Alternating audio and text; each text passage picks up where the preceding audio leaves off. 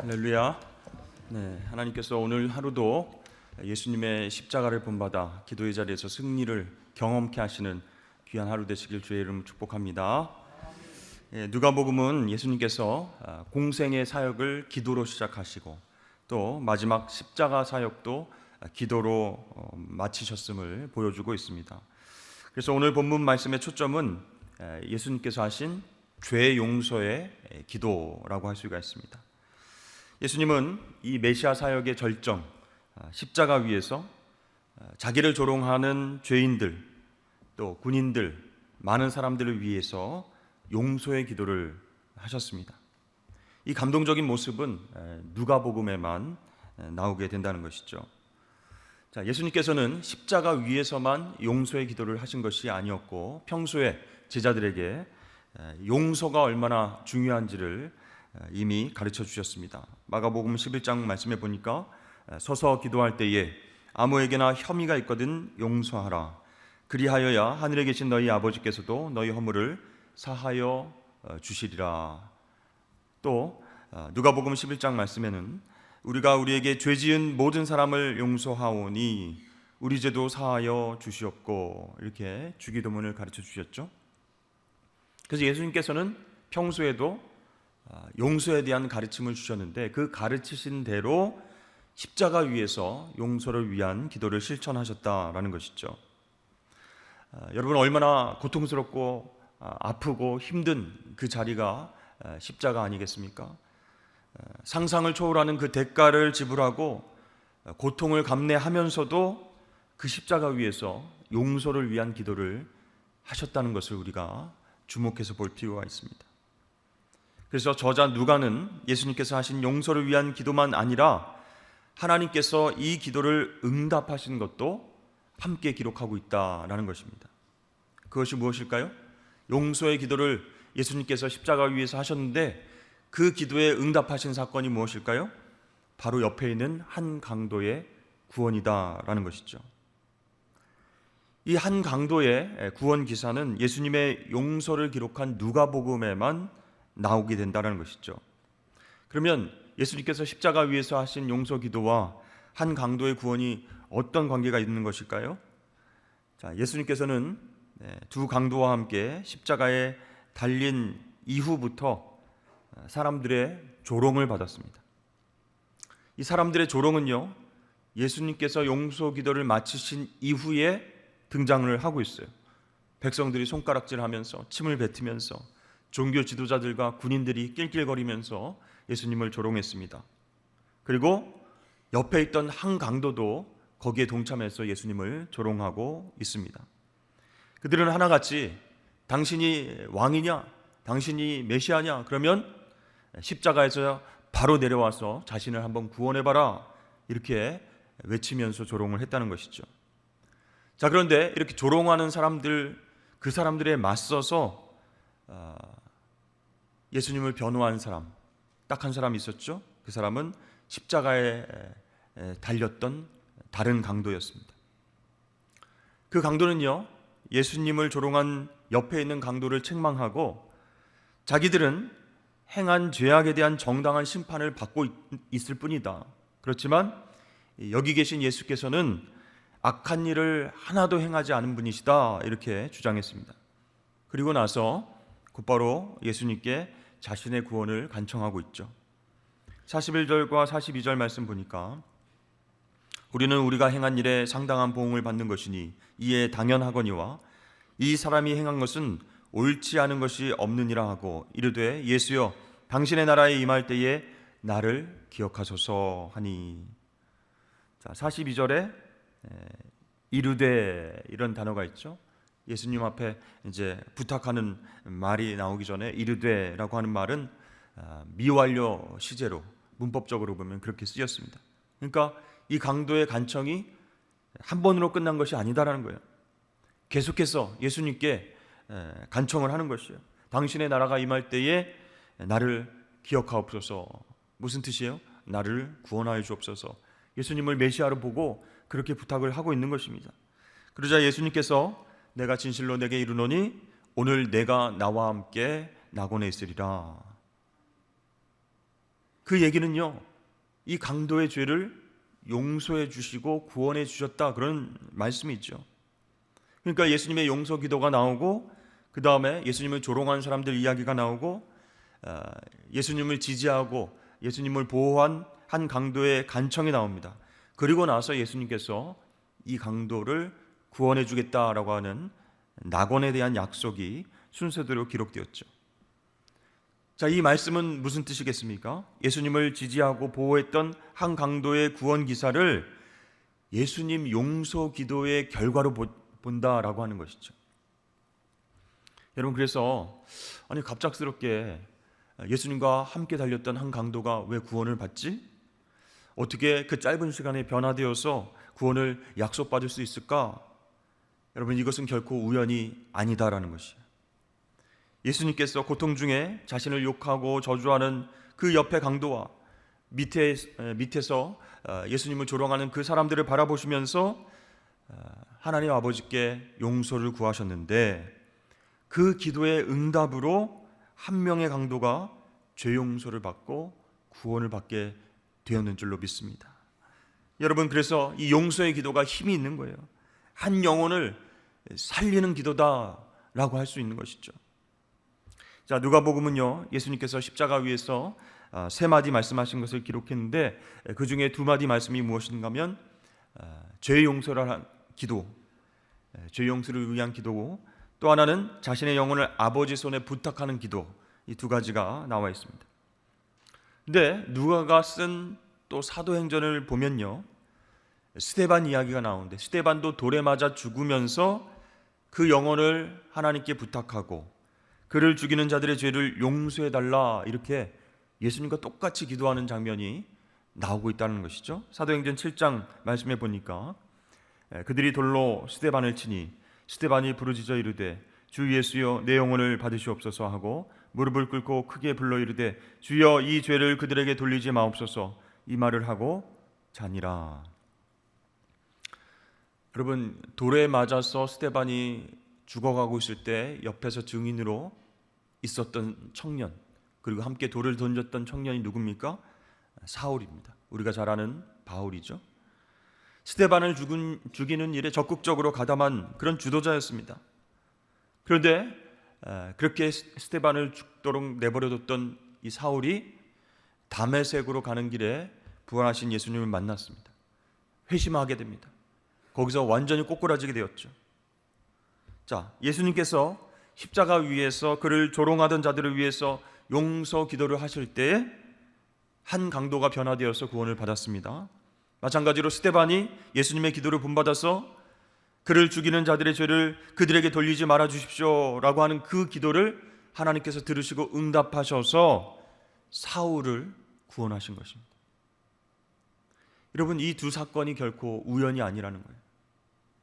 예수님의 용서 기도의 결과로 한 강도가 구원받은 오늘 이 사건, 우리에게 준 교훈이 무엇인가?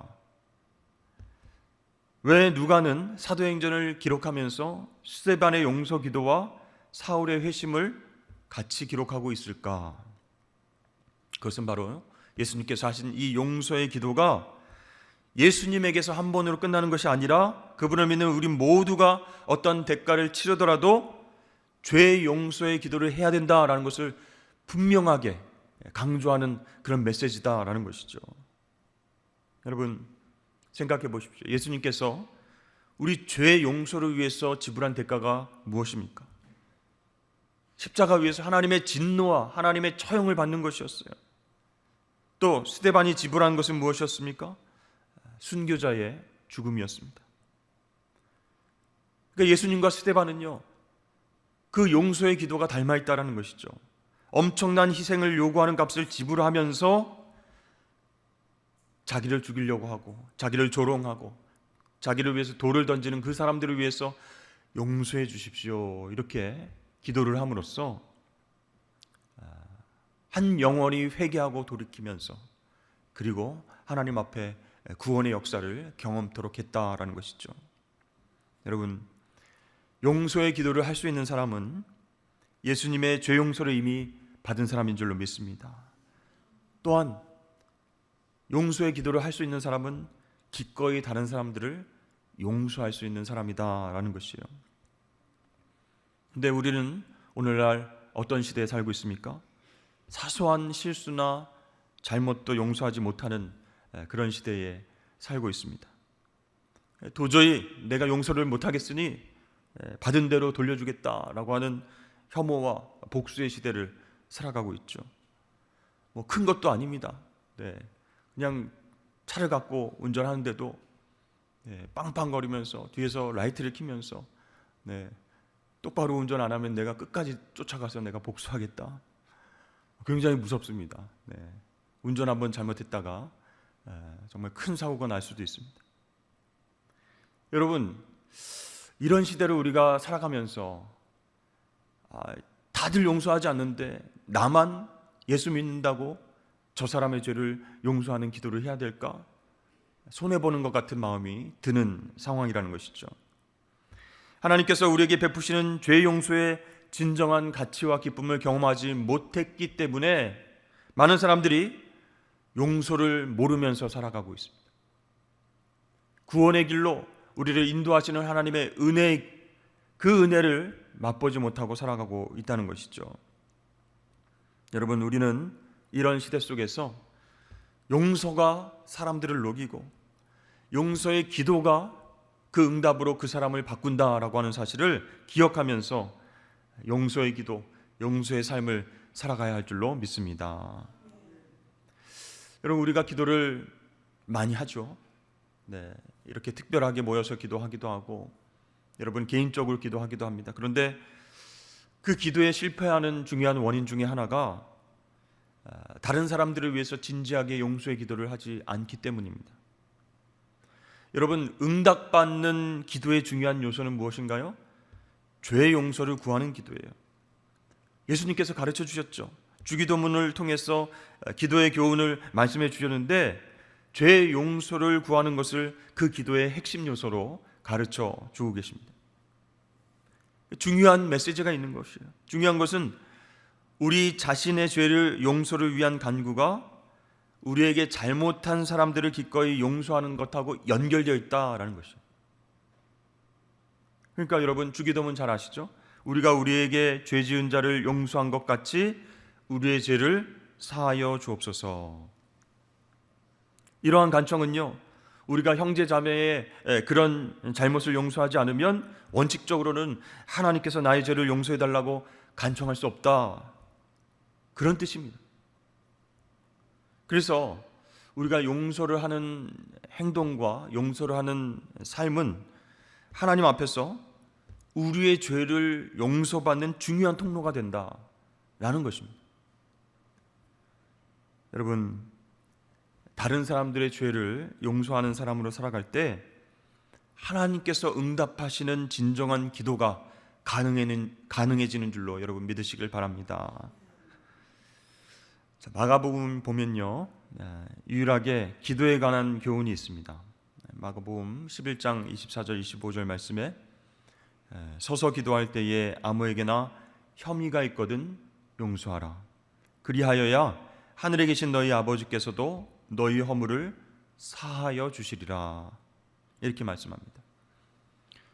그러면서 예수님께서 비유로 말씀하셨죠. 1만 달란트 엄청난 빚, 그 빚을 탕감받고도 100데나리온의 빚진 동료를 탕감해 주지 않은 그 종에 관한 비유, 그 비유를 말씀하셨어요.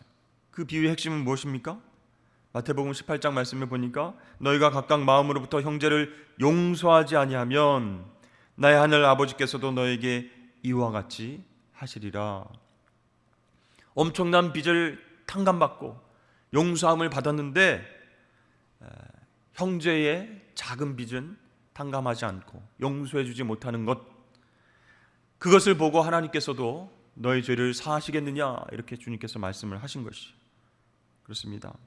여러분, 나의 죄와 허물의 모든 것들을 용서받고 상대방의 죄를 용서하는 그 관용과 용납하는 삶, 그것은 하나님께 응답받는 기도의 조건이다라는 것이에요. 이것 없이는 누구도 깊은 기도로 들어갈 수 없어요. 막 싸우고 예배 들어왔을 때 예배가 하나님 앞에 집중적으로 드려질 수 있겠습니까? 용서하지 못하고 미워하고 정죄하고 심판하는 마음으로 막 싸우고 나서 하나님 앞에 엎드렸을 때 그 기도가 하나님 앞에 온전히 상달되겠습니까? 여러분, 마찬가지로 믿음의 지체들이나 다른 이웃들에게나 우리가 잘못한 것을 먼저 사과하는 것은 말할 것도 없다라는 것이죠. 우리는 여기서 한 단계 더 깊이 들어가서 우리에게 잘못한 사람을 용서하고 용납할 마음을 먼저 품어야 된다라는 것이죠. 이것이 오늘 예수 그리스도가 우리에게 보여주신 십자가 사랑의 원리이기 때문입니다. 여러분, 예수님께서 십자가 위에서 우리를 대신해서 죽으실 때에 우리와 하나님과의 관계는 어떠했습니까? 원수의 관계였다. 로마서 5장에 그렇게 나와 있어요. 자, 여러분, 우리가 하나님과 그 사이의 관계가 원수의 관계가 된 것에 대한 책임은 누구에게 있어요? 전적으로 우리에게 있어요. 심지어 우리의 찬양과 감사와 경배를 받아 마땅하신 그 하나님께서는 우리에게 뭘 받으셨어요? 멸시와 무시와 원망과 질책을 받으셨죠. 그럼에도 불구하고 우리는 자발적으로 하나님께 나와서 그 원수 관계, 원한 관계를 우리 쪽에서 풀려고 노력하지도 않았다는 거예요. 잘못이 없으신, 죄가 없으신 하나님께서 먼저 그리스도 십자가로 우리의 죄를 용서해 주셨기 때문에 우리와 하나님과의 사이가 화목하게 그렇게 변한 줄로 믿습니다. 예수님께서 십자가 위에서 사람들의 죄 용서를 위한 기도를 하실 때 그 사람들은요, 예수님의 죄 용서를 받을 자격이 없었어요. 예수님께서 죄 용서를 위해서 기도를 하는 그 순간에도 그 사람들은 예수님을 조롱하고 있었기 때문이었죠. 내려와 봐라. 이거 뭐라고 지금 하늘에다 대고 기도를 하나 보다. 내려와서 자기 자신 한번 구원해 봐라. 낄낄거리면서 침을 뱉으면서 조롱하는 그 사람들을 위해서 예수님이 왜 십자가 위에서 죄 용서의 기도를 하셔야만 했겠습니까? 여러분, 우리는 올바른 기도 생활을 위해서 사람들과 화목한 관계를 유지할 필요가 있습니다. 사람들에게 해를 끼치고 원한 관계를 맺고 사람들의 눈에 피눈물이 나게 그렇게 만들면서 하나님 앞에 기도하러 나올 수가 없다는 거예요. 올바른 기도를 드릴 수 없다는 것이에요. 물질적인 손해를 끼쳤으면 먼저 당사자에게 손해를 배상하고 하나님께 용서를 받아야 비로소 제대로 기도할 수 있다는, 올바른 기도를 올려드릴 수 있다는 것이에요. 우리 가족이나 우리 이웃들이나 직장에서 동료 후배들에게 마음 상하게 한 일이 있다면 먼저 진심을 담아서 사과한 이후에, 그렇게 화해한 이후에 하나님 앞에 나와 진정으로 기도할 수 있다라는 것입니다. 여러분, 오늘 예수님께서 십자가 위에서 자신을 조롱하는 사람들을 바라보시면서 그 강도를 바라보시면서 용서의 기도를 하셨던 것, 그것은 바로 우리를 사랑하신 그 마음의 표현이다라는 것이죠.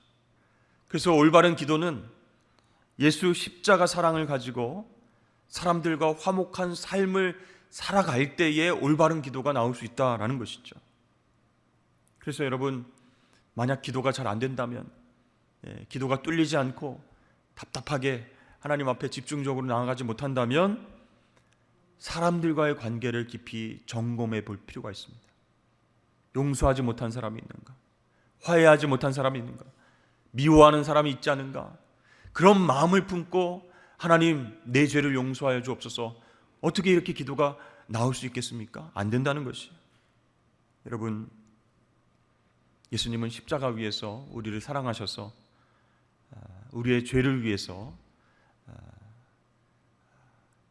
피 흘리시면서 용서해달라 이렇게 기도를 하셨습니다.